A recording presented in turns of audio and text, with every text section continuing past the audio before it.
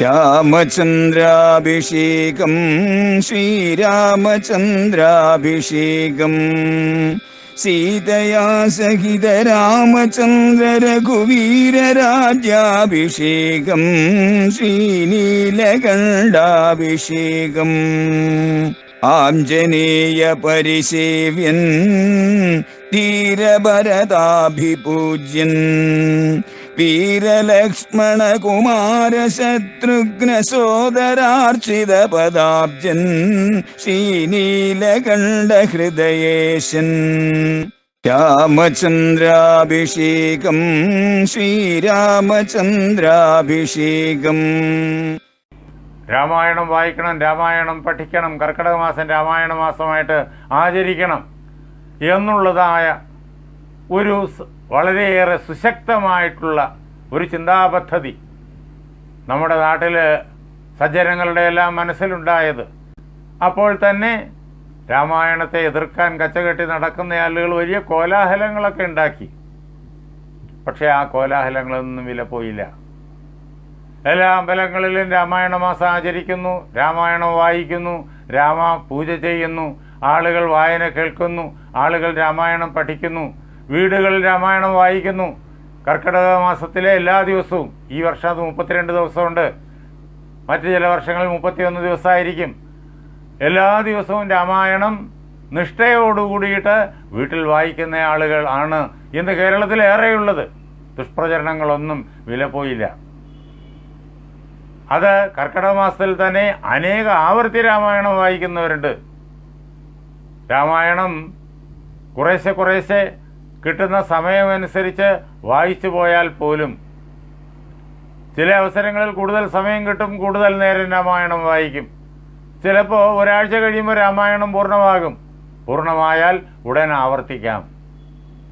കാരണം രാമായണം ഒരിക്കലും തീരുന്നില്ല, അത് നിരന്തരം തുടർന്നുകൊണ്ടിരിക്കുകയാണ്. അതുകൊണ്ട് ഈ കർക്കിടക മാസത്തിൽ തന്നെ രാമായണം വായിക്കുമ്പോൾ അത് തീരുമ്പോൾ വീണ്ടും തുടങ്ങുന്നു പല ഖണ്ഡത്തിൽ നിന്ന്. അങ്ങനെ 4, 5, 6, 10 തവണ ഈ കർക്കിടക മാസത്തിൽ തന്നെ രാമായണം വായിക്കുന്ന അനേകം ആളുകളുണ്ട്. ഇത് കേട്ടുകൊണ്ടിരിക്കുന്ന ശ്രോതാക്കളുടെ കൂട്ടത്തിൽ മുതിർന്ന ആളുകൾക്കറിയാം, എനിക്കറിയാം, അതേപോലെ ഞാൻ വയസ്സനാണ്, ഇതേപോലെ മുതിർന്ന ആളുകൾക്കൊക്കെ അറിയാം. നമ്മളുടെ എല്ലാം ബാല്യകാലത്തിൽ മുത്തശ്ശന്മാരും മുത്തശ്ശിമാരും അച്ഛനും അമ്മയും തൊട്ട് അടുത്തുള്ളവരായ ആളുകളും, കൊച്ചുനാളിൽ നമുക്ക് അടുത്തുള്ള ആളുകളെ മാത്രമേ പരിചയമുള്ളൂ, ദൂരെയുള്ളവരെയൊന്നും പരിചയമില്ല. നമ്മുടെ ഗ്രാമത്തിൽ നമ്മുടെ വീടിന് അടുത്തുള്ള വീടുകളിലെ ആളുകളുമെല്ലാം രാമായണം വായിക്കുന്നത് കണ്ടും കേട്ടും വളർന്നവരാണ് നമ്മൾ. അവർ തന്നെ അന്ന് അക്ഷരം പഠിച്ചു തുടങ്ങുന്ന നമ്മളെ രാമായണം വായിക്കാൻ പ്രേരിപ്പിക്കുകയും രാമായണം വായിപ്പിച്ച് പഠിപ്പിക്കുകയും ചെയ്തിട്ടുണ്ട്. അങ്ങനെ അന്നത്തെ ഏറ്റവും വലിയ വിദ്യാഭ്യാസം അത് രാമായണമാണ്. രാമായണം വായിക്കാൻ അറിയുക എന്നുള്ളത് ഏറ്റവും വലിയ വിദ്യാഭ്യാസമാണ്, യാതൊരു സംശയവും വേണ്ട. ഇന്ന് അതിനെ ആ നിലയിൽ പലരും മനസ്സിലാക്കുന്നില്ലെങ്കിലും രാമായണം അറിയുന്ന ആളുകൾക്കറിയാം. നമ്മൾ എന്തൊക്കെ വിദ്യ പഠിച്ചാലും രാമായണവും രാമനെയും ഉൾക്കൊണ്ടില്ല എന്നുണ്ടെങ്കിൽ ആ വിദ്യകളൊന്നും യഥാർത്ഥത്തിൽ സമൂഹത്തിന് പ്രയോജനപ്പെടുന്ന രീതിയിൽ, നന്മ നിറഞ്ഞതാകുന്ന രീതിയിൽ നമുക്ക് നടപ്പിലാക്കാനാവില്ല. കാരണം ഏത് വിദ്യ അറിഞ്ഞാലും അത് പ്രയോഗിക്കുന്നത് നമ്മൾ തന്നെയാണ്. നമ്മുടെ മനസ്സ് രാമൻ്റെ മനസ്സുപോലെ ആകണം, സാത്വികമാകണം, ലോക നന്മയ്ക്ക് വേണ്ടി ചിന്തിക്കുന്നതാകണം, ലോക നന്മയ്ക്ക് വേണ്ടി പ്രവർത്തിക്കുന്നതാകണം. ആ ഒരു സംസ്കാരം, രാമസംസ്കാരം, സീതയുടെ സംസ്കാരം നമ്മുടെ ഹൃദയത്തിൽ വളരണം. അതാണ് രാമായണം ചെയ്യുന്നത്. അത് വളർന്നു കഴിയുമ്പോൾ നാം പഠിച്ച വിദ്യ എന്തായാലും, അത് മെഡിസിനാകാം, എൻജിനീയറിംഗ് ആകാം, അതേപോലെ തന്നെ വിവിധ ശാസ്ത്ര മണ്ഡലങ്ങളാകാം, സാഹിത്യമാകാം, സാമൂഹിക ശാസ്ത്രങ്ങളാകാം, ഏതു തന്നെ ആയിക്കൊള്ളട്ടെ. ഇപ്പോൾ അറിവിൻ്റെ മണ്ഡലങ്ങൾ, സ്പെഷ്യലൈസേഷൻ ധാരാളമായി വരുന്ന യുഗമാണ്. അങ്ങനെ ഈ ഓരോരോ മണ്ഡലങ്ങളിലാണ് ഓരോ വ്യക്തിയും അവരവരുടെ മണ്ഡലങ്ങളിൽ നാം നേടിയതായ അറിവ്, അത് പഠിച്ചത് പിന്നെ ഗവേഷണത്തിലൂടെ ആർജിച്ചെടുക്കുന്നത്. ആ അറിവ് ലോക നന്മയ്ക്ക് വേണ്ടി വിനിയോഗിക്കാനുള്ള പ്രേരണ നമുക്കുണ്ടാകും. പണം സമ്പാദിക്കാനായിട്ട് അതിന് ദുർവിനിയോഗം ചെയ്യാനുള്ള പ്രേരണ ഉണ്ടാവില്ല. ഇന്ന് അറിവെന്ന് പറഞ്ഞാൽ പണം സമ്പാദിക്കാനുള്ള ഒരു ഉപകരണമായിട്ടാണ് അധികം പേരും ധരിച്ചു വച്ചിരിക്കുന്നത്. എന്നോട് തന്നെ അനേകം പേര് ചോദിച്ചിട്ടുണ്ട്, രാമായണം വായിച്ചിട്ട് എന്ത് ചെയ്യാനെന്ന്. വർഷങ്ങളായി രാമായണ പ്രഭാഷണം നടത്തുന്നു. ആദ്യകാലങ്ങളിൽ വാൽമീകി രാമായണ പ്രഭാഷണം നടത്തിയിരുന്നു.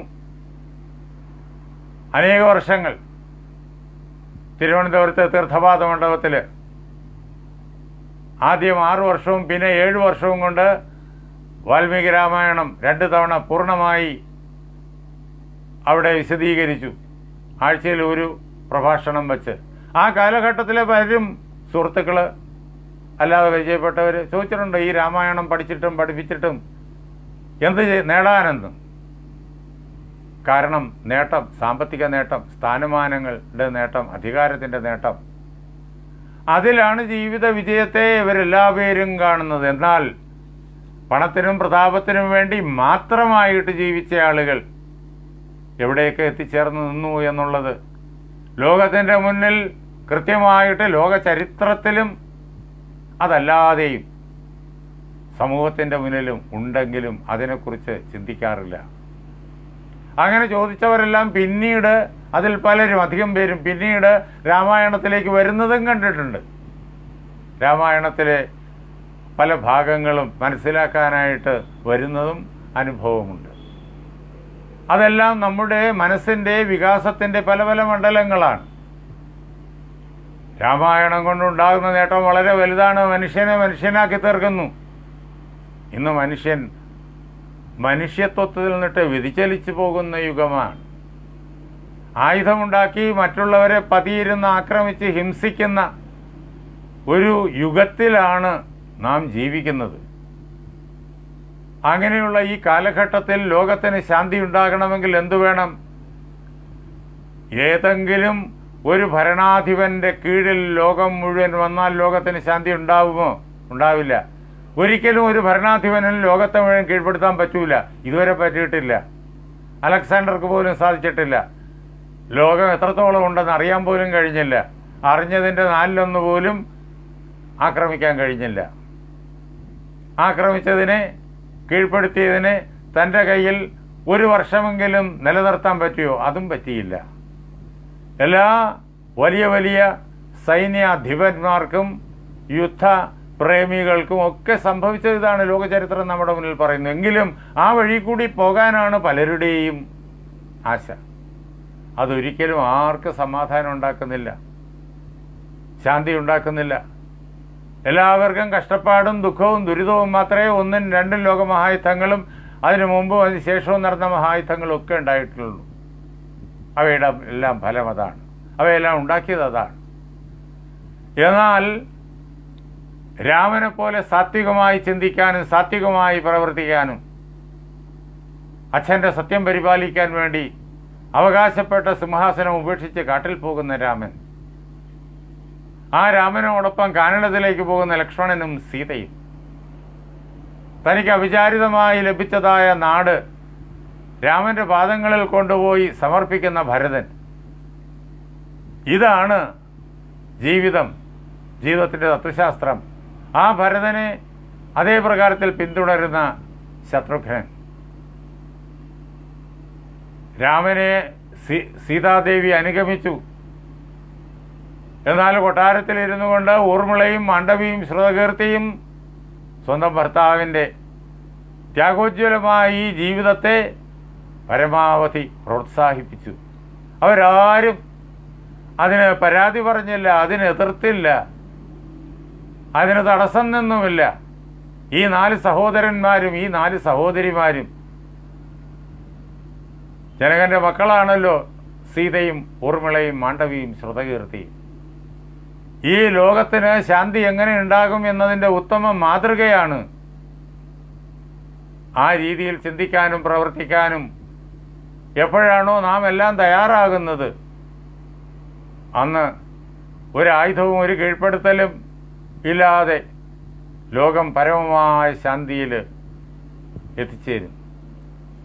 ഈ ലോകത്തുള്ള നമുക്കെല്ലാവർക്കും, എല്ലാ മൃഗങ്ങൾക്കും പക്ഷികൾക്കും വൃക്ഷങ്ങൾക്കും എല്ലാം, മനുഷ്യർക്ക് മാത്രമല്ല എല്ലാവർക്കും ജീവിക്കാൻ വേണ്ടുന്നതെല്ലാം ഭൂമിദേവി ഇവിടെ തന്നിട്ടുണ്ട്. അതിനെ തൻ്റേത് മാത്രമാക്കാനും മറ്റുള്ളവർക്ക് അതിനെ നിഷേധിക്കാനും ശ്രമിക്കുന്നിടത്താണ് മനുഷ്യൻ ദുരിതം ലോകത്തിന് വിതയ്ക്കുന്നതും തനിക്ക് വിതയ്ക്കുന്നതും. രാവണത്വം അതാണ്. അത് നാം ഇവിടെ കാണുന്നു. ലോകത്തെ മുഴുവൻ കീഴ്പ്പെടുത്തി ലോകത്തെ മുഴുവൻ കരയിച്ച രാവണൻ, ആ പേര് തന്നെ അതിനെ നമുക്ക് പരിചയപ്പെടുത്തി തരുന്നു. ആ രാവണൻ എവിടെ ചെന്നു? രാവണൻ്റെ ആ സൈന്യം ഏതവസ്ഥയിൽ ചെന്നുപെട്ടു? അതെല്ലാം നാം കാണുന്നുണ്ട്. നന്മ എപ്പോഴും നന്മയോട് ചേർന്നാണ് നിൽക്കുന്നത്.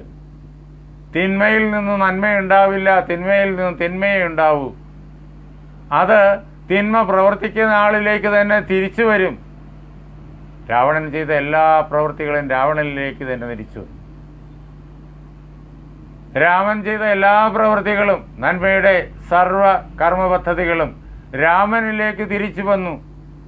അയോധ്യയിലെ ആർക്കും ആക്രമിക്കാൻ കഴിയാത്ത ഇടത്തെ ചക്രവർത്തിയായിരുന്നു അദ്ദേഹം. രാമൻ്റെ പട്ടാഭിഷേകം നമ്മൾ രാമായണത്തിൻ്റെ അവസാന ഭാഗത്ത് കാണും. അയോധ്യ എന്നാണ് അതിൻ്റെ പേര്. ആർക്കും യുദ്ധം ചെയ്യാൻ, ആക്രമിക്കാൻ കഴിയാത്തത്. അങ്ങനെ ആക്രമണങ്ങളൊന്നുമില്ലാത്ത, യുദ്ധങ്ങളൊന്നുമില്ലാത്ത, കലഹങ്ങളൊന്നുമില്ലാത്ത ആനന്ദമയമായ ലോകമായിട്ട് രാമൻ ഏറ്റവും വലിയ ആദർശത്തെ നമ്മുടെ മുന്നിൽ കാണിച്ചു തന്നു. അതാണ് ഭാരതം സ്വതന്ത്രമാകണം, ആ അവസരത്തിൽ ഭാരതം എങ്ങനെയാകണം, ഇതെല്ലാം നമുക്ക് വ്യക്തമായി മഹാത്മജി പറഞ്ഞു തന്നു. ഭാരതത്തിൻ്റെ ഭാവി ശില്പം ചെയ്യേണ്ട സമ്പ്രദായം ഓരോരോ മണ്ഡലത്തിലും എങ്ങനെയാണെന്നൊക്കെ വളരെ വിശദമായി പറയുകയും എഴുതുകയും ചെയ്തു അദ്ദേഹം. അതെല്ലാം നമുക്ക് ലഭ്യമാണ്. ഗാന്ധി സാഹിത്യം എന്ന പേരിൽ അത് നമുക്ക് ലഭിക്കും. ഇത്രയേറെ സംസാരിക്കുകയും എഴുതുകയും ചെയ്ത വേറൊരാൾ ഈ ലോകത്തുണ്ടോ എന്ന് സംശയമാണ്. അതിൽ നിന്നിട്ടുള്ള മുത്തുകളെല്ലാം കൂടി, മുത്തുകളിൽ കുറേ എടുത്ത് സംഗ്രഹിച്ച് മലയാളത്തിലേക്ക് വിവർത്തനം ചെയ്ത് മഹാത്മജിയുടെ 100ാം ജയന്തിക്ക് മലയാളത്തിൽ പ്രസിദ്ധീകരിച്ചിട്ടുണ്ട് ഗാന്ധി പീസ് ഫൗണ്ടേഷൻ. അത് നമുക്ക് ലഭ്യമാണ്, 7 വോള്യങ്ങൾ. അത് നമ്മൾ വായിച്ചു നോക്കണം. അവിടെ അദ്ദേഹം പറയും, ഭാരതം സ്വതന്ത്രമാകുമ്പോൾ അനേകം ആളുകളുടെ ചോദ്യത്തിന് അവർ നേരിട്ട് ചോദിച്ചത്, അവരെഴുതി ചോദിച്ചത്, അതിനൊക്കെയുള്ള മറുപടികൾ അദ്ദേഹം എഴുതിയിട്ടുണ്ട്. അദ്ദേഹം പറയും, ഭാരതം സ്വതന്ത്രമാകുമ്പോൾ ഭാരതം എന്താകണമെന്നുള്ളത് ഞാൻ പല പല പല പ്രകാരത്തിൽ അനേക സന്ദർഭങ്ങളിലായിട്ട് വിശദമായി പറഞ്ഞിട്ടുണ്ട്. അതെല്ലാം കൂടി ഒരു വാക്കിൽ ഞാൻ ആവാഹിക്കാം: രാമരാജ്യം. ഭാരതത്തിൻ്റെ പ്രവൃത്തി പന്ഥാവിൻ്റെ ആദർശം സർവവും നമ്മുടെ ജീവിത മണ്ഡലത്തിൽ വേണ്ടുന്നതെല്ലാം ഈ ഒറ്റ വാക്കിനകത്ത് നിൽക്കുന്നു. ഇതൊരു സമസ്ത പദമാണ്, അതിനകത്ത് നിൽക്കുന്നു. സമസ്ത പദം എന്നൊക്കെ പറയുമ്പോൾ വ്യാകരണം സൂക്ഷ്മമായി പഠിച്ചവർക്കേ അറിയൂ. അതുകൊണ്ടാണ് ഒരൊറ്റ വാക്ക് എന്ന് പറഞ്ഞത്. 2 വാക്കുകൾ ചേർന്ന ഒരു സമസ്ത പദം. രാമരാജ്യം എന്നുള്ള ഒരൊറ്റ വാക്കിനകത്തേക്കുന്നു. അദ്ദേഹം പറയും, ഇത് മുഴുവൻ ഞാൻ ഒരു വാക്ക് കൊണ്ട് പരിചയപ്പെടുത്താൻ. രാമരാജ്യം, എൻ്റെ രാമരാജ്യം എന്താണ് എന്നുള്ളത് അദ്ദേഹം വീണ്ടും വിശദീകരിക്കുന്നുണ്ട്. അതൊരു മതരാജ്യമല്ല, അത് ധർമ്മത്തിൻ്റെ രാജ്യമാണ്. എല്ലാ മനുഷ്യരും, എല്ലാ മൃഗങ്ങളും, എല്ലാ പക്ഷികളും വൃക്ഷങ്ങളും, അതേപോലെ ജീവനില്ലാത്ത പദാർത്ഥങ്ങളും എല്ലാം തുല്യതയോടുകൂടിയിട്ട് പരസ്പരം സ്നേഹിച്ചും പരസ്പരം സഹകരിച്ചും പരസ്പരം സേവിച്ചും ആനന്ദത്തോടുകൂടി ഒത്തൊരുമയോടുകൂടി കഴിയുന്ന ഒരു രാഷ്ട്ര സംവിധാനം. അതാണ് രാമരാജ്യം. അങ്ങനെ രാമരാജ്യമാണ് എൻ്റെ പരമമായ ആദർശമെന്ന് അഹിംസാമൂർത്തിയായ നമ്മുടെ ഈ ഭാരതത്തിൻ്റെ പിതാവ്, രാഷ്ട്രപിതാവ് നമ്മോട് വ്യക്തമായി പറഞ്ഞത് രാമായണത്തെ ആസ്പദമാക്കിയാണ്. അതിൻ്റെ കാരണം രാമനാണ്, രാമരാജ്യമാണ്. അധ്യാത്മരാമായണത്തിൻ്റെ അവസാനത്തേക്ക് ചെല്ലുമ്പോഴേക്കും ആ രാമരാജ്യത്തിൻ്റെ സവിശേഷതകളെല്ലാം വാച്യമായി തന്നെ എഴുത്തച്ഛൻ്റെ കിളിമകൾ പാടിക്കേൾപ്പിക്കുന്നത് നമ്മൾ കേൾക്കും. തുടക്കം തൊട്ട് ഒടുക്കം വരെ രാമരാജ്യത്തിൻ്റെ മഹനീയതയാണ് വാൽമീകി രാമായണത്തിലായാലും അധ്യാത്മരാമായണത്തിലായാലും കമ്പരാമായണത്തിലായാലും തുളസി രാമായണത്തിലായാലും നിറഞ്ഞ് ഒഴുകിക്കൊണ്ടിരിക്കുന്നത്. അതാണ് ജീവിതത്തിൻ്റെ പരമമായ ആദർശം. ലോകത്തിലെ എല്ലാവർക്കും ആനന്ദം വിതരുന്ന, ആരും ആരെക്കാളും ഉന്നതനല്ല, ആരും ആരുടെയും അധീശനല്ല, എല്ലാവരും തുല്യർ, എല്ലാവരും സഹോദരങ്ങൾ. ലോകം ഒരു കുടുംബം, അതാണ് രാമരാജ്യം.